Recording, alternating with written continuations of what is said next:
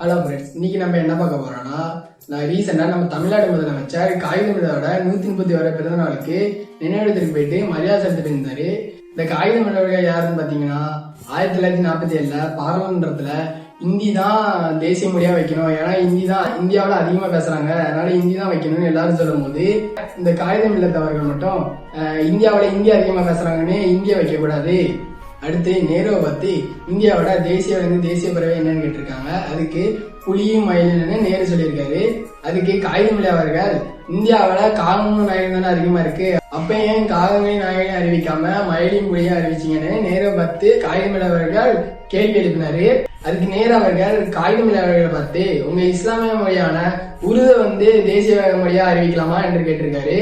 அதுக்கு காகிதமில்லை அவர்கள் இஸ்லாமியம் என்பது எங்கள் வழி, இந்த தமிழே எங்கள் தாய்மொழி என்று கூறியது மட்டுமல்லாம நான் அல்லாஹ் என்று சொல்வதற்கு முன் அம்மா என்று கூறியவன் என்று பெருமிதத்தோடு கூறியிருக்கிறார் தமிழை.